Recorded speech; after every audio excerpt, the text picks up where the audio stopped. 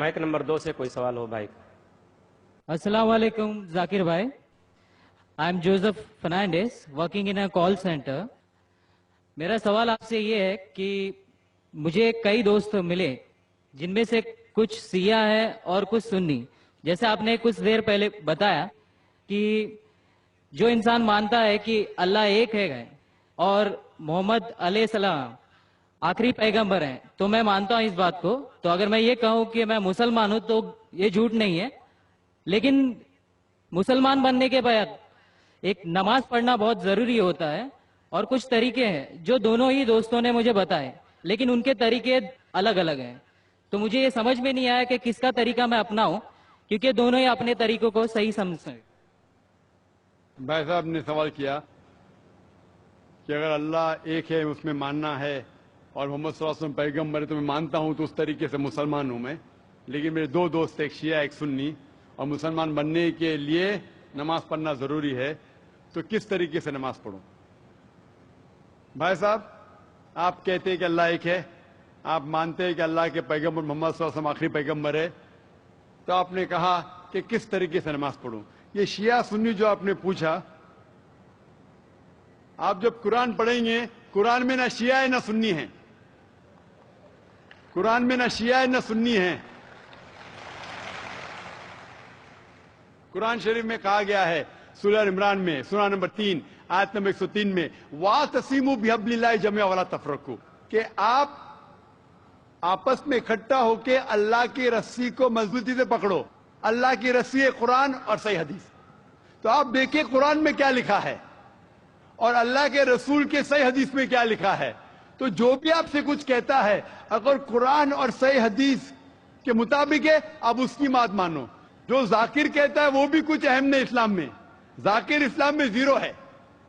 جو ذاکر کہتا ہے وہ بات ماننا ضروری نہیں, لیکن جب میں قرآن کا حوالہ دیا تو آپ کو قرآن کی بات ماننا فرض ہے. جب میں صحیح حدیث کا حوالہ دیا تو آپ کو صحیح حدیث کی بات ماننا ضروری ہے. تو اسی لیے کوئی بھی شخص کچھ کہتا ہے اگر اختلاف ہے اس میں تو پھر سے رجوع ہو جاؤ قرآن اور حدیث کے پاس, کیونکہ قرآن میں لکھا ہے سورہ نساء میں سورہ نمبر 4 آیت نمبر 59 میں ورس نمبر 59 میں اطیعوا اللہ واطیعوا الرسول, اللہ کی اطاعت کرو, اللہ کی بات مانو اور اللہ کے رسول کی بات مانو.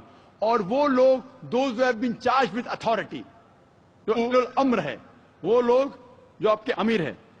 لیکن اگر قرآن اور حدیث کے پاس, اللہ اور اللہ کے رسول کے پاس, تو اگر دو شخص دو عالم کوئی بھی اگر اختلاف ہے آپ پھر سے مڑو اللہ اور اللہ کے رسول کے پاس, قرآن اور صحیح حدیث کے پاس. پھر دیکھو کہ کون سا دوست, کون سا مسلم, کون سا عالم, کون سا مولانا قرآن اور صحیح حدیث کے مطابق کہہ رہا ہے. آپ سمجھے؟ تو اس سے پتا چلے گا کہ کیا صحیح ہے. آپ بولتے ہیں کہ نماز پڑھنے کے طریقے میں اختلاف ہے. شروع میں کم از کم جو یکساں ہے وہ تو شروع کرو. اختلاف بہت تھوڑا ہے, نماز کے طریقے میں اختلاف بہت تھوڑا ہے, جو یکساں ہے وہ تو شروع کرو. اگر آپ مسلمان بننا چاہتے ہیں تو اتنا وقت کیوں لے رہے؟